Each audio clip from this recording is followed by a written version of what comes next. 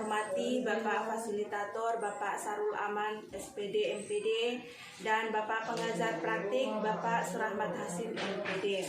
Pada kesempatan kali ini, saya akan mempraktekkan aksi nyata modul 2.3 tentang supervisi akademik berbasis coaching bersama rekan sejawat saya, Ibu Fitria Miodu SPD, guru pada SMP Negeri 9 Satu Atap Paguyaman.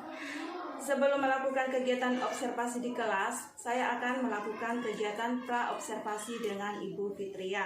Adapun tujuan dari supervisi akademik berbasis coaching ini bertujuan untuk membantu Ibu Fitria untuk mengembangkan kompetensinya dalam mengajar. Nah, baiklah kita mulai observasinya. Nah, Assalamualaikum Ibu Fitria. Waalaikumsalam. Selamat pagi Bu, bagaimana kabarnya hari ini?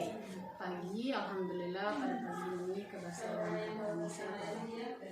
boleh saya minta waktunya Bu, kita berbincang-bincang sedikit tentang bagaimana nantinya supervisi yang akan kita lakukan di kelas nanti. Ya, Bu. Nah, seperti sudah saya sampaikan kepada Ibu Fitria ya, bahwa saya akan melakukan kegiatan observasi supervisi di kelas ya. Nah, untuk kegiatan saat ini adalah kegiatan observasi tentang pembelajaran yang akan Ibu lakukan nantinya di kelas. Namun sebelumnya saya persilakan Ibu untuk memperkenalkan nama dulu. Assalamualaikum warahmatullahi wabarakatuh. Perkenalkan, nama saya Fitria Miodu SPD. Saya mengampu mata pelajaran PPKN di SMP Negeri 9 Satu Atap Paguyaman. Dalam kesempatan kali ini saya akan disupervisi di kelas 8. Ya. Terima kasih Bu ya. Nah, baiklah Bu, untuk kegiatan supervisi akademik ini akan membantu Ibu dalam mengembangkan dan juga meningkatkan kompetensi Ibu dalam pembelajaran nanti. Nah, dari kegiatan praobservasi kita kali ini, kira-kira apa yang Ibu harapkan? Untuk yang harapan saya pada supervisi kali ini, itu saya dapat mempraktekkan langsung atau bisa aksi nyata atau tindak lanjut dari pembelajaran yang sudah saya lalui sebelumnya, baik dari itu PMM ataupun pelatihan secara online, di mana pembelajaran berdiferensiasi ini itu merupakan hal yang sangat penting dalam kurikulum Merdeka Belajar. Dan berhubung di kelas di sekolah kita belum menerapkan untuk IKM ini, maka sudah pasti kita belum menerapkan pembelajarannya. Nah, dengan adanya supervisi ini saya merasa bersyukur saya dipilih sebagai teman yang dapat menjadi rekan Ibu dalam hal supervisi ini. Saya bisa langsung mempraktekkan melaksanakan pembelajaran berdiferensiasi di kelas yang disaksikan langsung oleh Ibu Elpin sebagai guru penggerak, yang kita tahu bersama bahwa guru penggerak itu sudah banyak sekali mendapatkan ilmu tentang pembelajaran berdiferensiasi ini. Iya, jadi intinya di sini Ibu mau mengembangkan kompetensi Ibu di bidang pembelajaran berdiferensiasi. Oke. Nah, Ibu akan mengajar di kelas 8 ya? Iya, kelas 8. Materinya apa, Bu? Materinya untuk pada pertemuan kali ini itu tentang peran perjuangan pemuda dalam peristiwa Sumpah Pemuda. Ya, PKN ya, Bu? Iya, PKN. Nah, kemudian tujuan pembelajaran nantinya, Bu? Dalam kesempatan kali ini, karena memang ini merupakan hal baru untuk saya, jadi pada pertemuan kali ini saya hanya mengangkat satu tujuan pembelajaran saja, yaitu tentang menjelaskan setelah pembelajaran ini adik-adik diharapkan mampu menjelaskan bagaimana peran perjuangan pemuda pada saat peristiwa Sumpah Pemuda dalam hal perjuangan kemerdekaan. Ya. Nah, kemudian model pembelajaran yang akan digunakan? Untuk kesempatan kali ini model pembelajaran yang akan saya gunakan yaitu problem based learning, PBL ya. PBL. Ya. Kenapa alasan Ibu mengambil PBL ini? Ya, karena dalam kerja kelompok nanti harapan saya anak-anak didik atau peserta didik mampu memecahkan atau mencari sendiri solusi dari permasalahannya. Ya, oke. Nah, kemudian Bu, pada pembelajaran nantinya, nah kira-kira area mana yang akan Ibu kembangkan nanti? Nah, kalau untuk karena ini merupakan hal yang baru untuk saya, tentunya di pembelajaran berdiferensiasi itu, maksudnya dalam proses pembelajarannya akan dikemanakan dan seperti apa pemodelannya, dan dalam waktu pengaturan waktu, ketepatan waktu dalam proses pembelajaran itu akan sesuai atau tidak dengan sesuai dengan rancangan pada RPP. Oh, berarti selama ini Ibu mengalami kendala di bagian pengaturan waktu. Untuk selama ini saya mengalami kendala di pengaturan waktu itu, sehingga untuk kegiatan di penutup itu kadang itu tidak sesuai dengan apa yang sudah direncanakan sebelumnya. Misalnya kayak kegiatan refleksi itu paling banyak itu terlewatkan karena memang waktu yang sudah sedianya saya pertimbangkan akan cukup, itu kemudian tiba-tiba molor dengan keadaan atau dengan peristiwa-peristiwa yang kita tidak duga. Nah, tadi Ibu sudah mengatakan bahwa Ibu akan mengembangkan kompetensi Ibu di bidang pembelajaran berdiferensiasi dan juga pengelolaan waktunya ya. Nah, strategi seperti apa yang akan Ibu terapkan nantinya di kelas? Karena ini merupakan pembelajaran diferensiasi, dalam pembelajaran ini saya akan mengelompokkan siswa sesuai dengan gaya belajar. Jadi ada yang visual, ada yang kinestetik. Jadi dalam visual saya akan menyajikan video pembelajaran. Kemudian untuk kinestetik itu saya menyediakan berupa puzzle yang akan dirakit oleh anak itu sendiri. Oh ya. Nah, tadi Ibu akan mengelompokkan sesuai gaya belajar ya, berarti Ibu akan berdiferensiasi berdasarkan gaya belajar siswa. Data untuk perolehannya itu dari mana? Ibu kan mengelompokkannya siswa itu berdasarkan gaya belajarnya. Dari mana Ibu mengelompokkan siswa ini?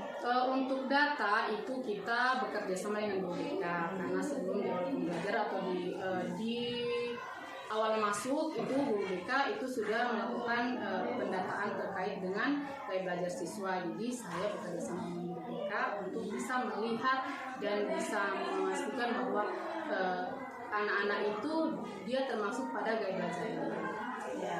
Ya, berarti dari data-data guru BK ya. Jadi wali kelas kerjasama dengan guru BK. Ya, baiklah. Demikianlah pra-observasi saya dengan rekan guru saya, Ibu Fitri Yadniodio, tentang langkah-langkah dan juga kompetensi apa yang akan ia kembangkan nantinya pada pembelajaran nanti. Nah, untuk selanjutnya akan kita lanjutkan pada observasi di kelas nanti.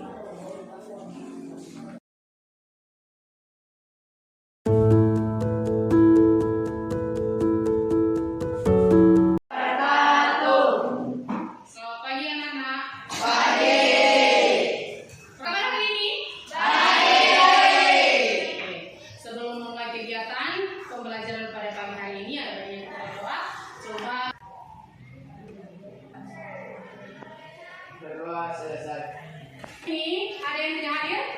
Tidak ada. Ada lengkap ya? Ya. Alhamdulillah. Sebelum memulai kegiatan, kita awali dengan kegiatan ice breaking dulu ya. Ya. Oke. Dalam proses belajar Pancasila. Jalan mulia dan bineka pada minggu lalu. Silakan adik. Dan mana Sumpah Pemuda dalam perjuangan kemerdekaan Republik Masuk pada peran perjuangan pemuda dalam peristiwa Sumpah Pemuda. Jadi perhatikan di depan. Kita minggu ini adalah memaknai semangat perjuangan pemuda dalam perjuangan kemerdekaan Republik Indonesia. Adapun yang menjadi kompetensi dasar dan indikator kita pada pertemuan kali ini yaitu untuk kompetensi dasar. Coba siapa yang bisa baca? Coba lihat kompetensi dasar. Tujuan pembelajaran kita yaitu pemuda dalam peristiwa Sumpah Pemuda dengan benar.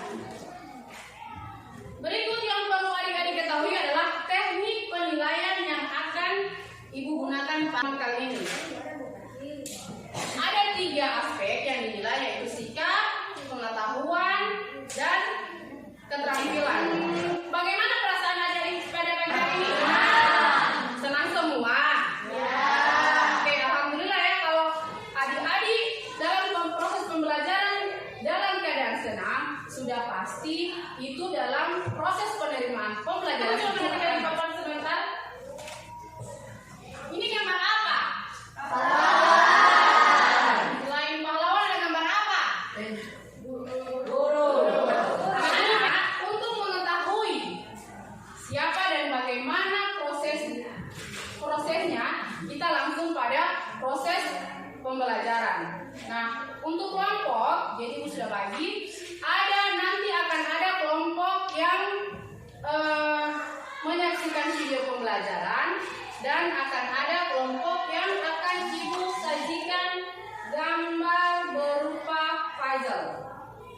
Nah, setelah adik-adik mengamati gambar dan video, adik-adik akan mengisi LKPD yang sudah disiapkan. Yang akan adik-adik isi dalam LKPD ini yaitu biografi singkat, kemudian peran perjuangannya, yang sudah tentu sesuai dengan apa? Tujuan pembelajaran kita pada pagi hari ini.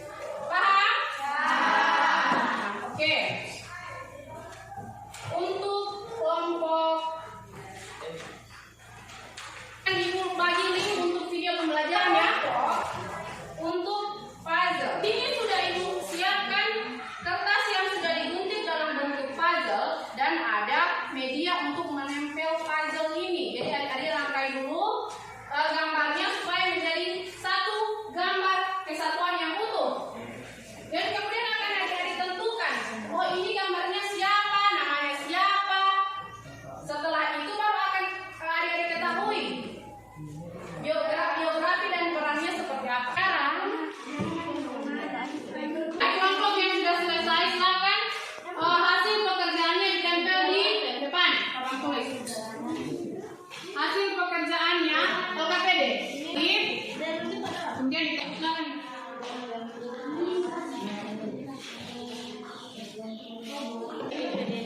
Sudah? Bapak.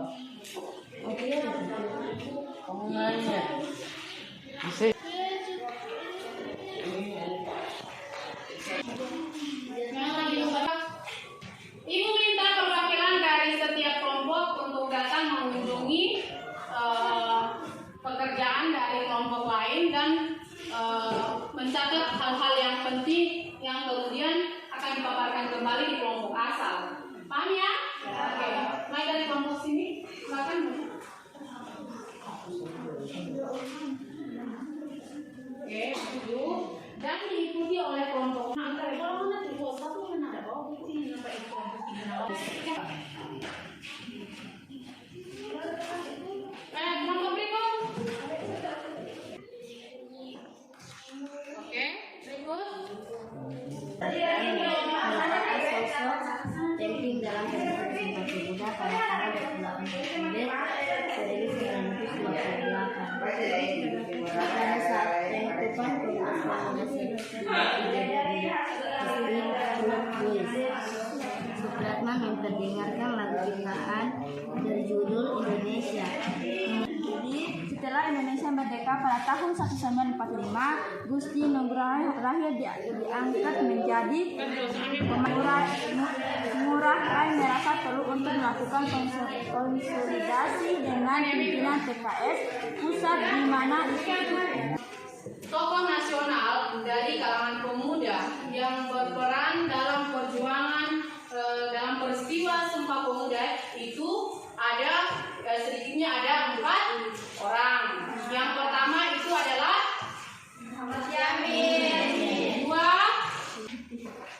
Nah, baiklah, jadi sebelum mengakhiri pembelajaran kita pada kesempatan kali ini, mari kita melakukan sama-sama melakukan refleksi. Nah, adik-adik, Ibu minta menuliskan di selembar kertas atau bisa satu kertas kita bagi 2 dan tidak mubazir. Jadi bagaimana perasaan adik-adik setelah mempelajari materi sore hari ini, kegiatan pembelajaran hari ini, dimulai dari metode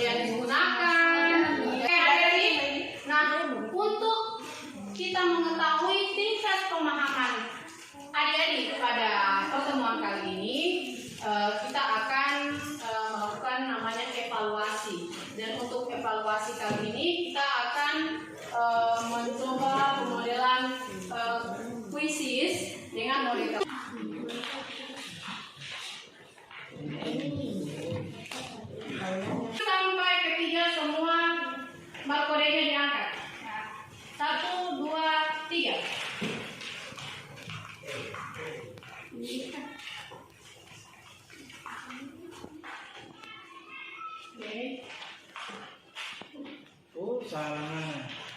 Kita lihat hasilnya. Oke, ada 15 orang yang menjawab pertanyaan dengan benar. Maka berakhir juga kegiatan pembelajaran kita pada pagi hari ini. Dan untuk tugas di rumah, adik-adik mengerjakan aktivitas 5.2 halaman 117. Warahmatullahi wabarakatuh. Waalaikumsalam warahmatullahi wabarakatuh.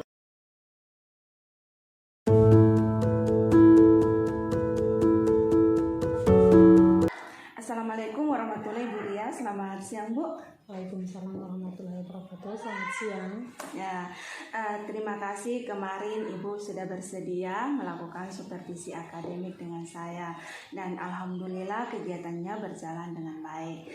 Nah, pada kesempatan kali ini kita sudah masuk pada pasca observasi ya Bu ya. Jadi ada beberapa hal yang akan saya sampaikan terkait kegiatan supervisi akademik yang telah Ibu laksanakan kemarin, di mana Ibu sudah melaksanakan kegiatan pembelajaran berdiferensiasi.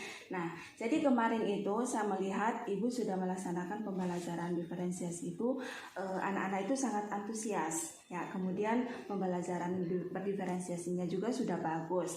Nah, jadi kemarin itu yang saya lihat ya, Ibu itu pada saat menyampaikan materi itu sudah sangat jelas. Kemudian media yang Ibu gunakan juga itu sudah sangat bagus, kayak ada permainan puzzle ya, oke. Dan kemudian penyampaian materinya itu juga anak-anak mampu menyerap apa yang telah Ibu sampaikan. Nah, baiklah Bu, jadi kita wawancara sedikit dulu ya Bu. Ya. Oke. Nah, baiklah Bu, bagaimana perasaan Ibu setelah melakukan pembelajaran berdiferensiasi kemarin? Ya, terima kasih atas kesempatan yang diberikan.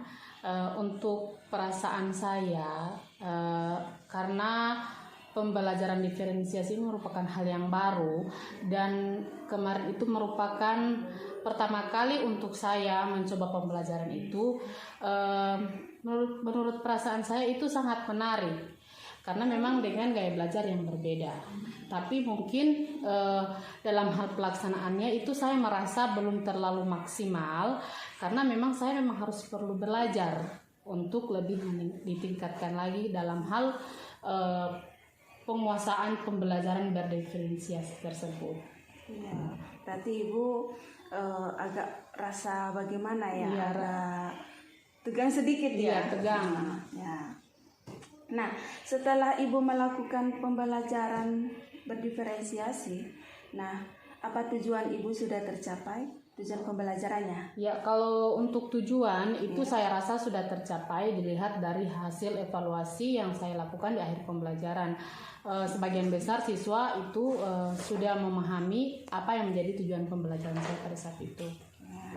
Nah, kemudian apa proses pembelajaran itu sudah sesuai dengan apa yang Ibu rencanakan atau sudah RPP yang sudah Ibu susun sebelumnya? Iya, kalau untuk proses pembelajarannya apakah sudah sesuai dengan RPP, itu saya rasa itu memang sudah sesuai dengan urutan dan alur dari RPP. Mungkin untuk menjadi catatan saya itu lebih ke waktu agak keteteran sedikit dari seharusnya prosesnya, misalnya di pembukaan itu seharusnya 15 atau 20 menit, itu agak molor-molor sedikit. Ya, jadi Ibu terkendala di pembagian waktu untuk pembelajaran berdiferensiasi. Nah, menurut Ibu ya, ada nggak yang masih kurang dari pembelajaran berdiferensiasi yang Ibu laksanakan kemarin?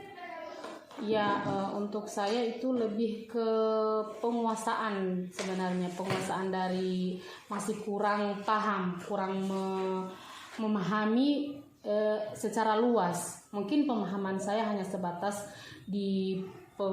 untuk pembelajaran diferensiasi itu hanya sebatas konten saja, padahal kan sebenarnya masih luas lagi untuk pembelajaran diferensiasi itu.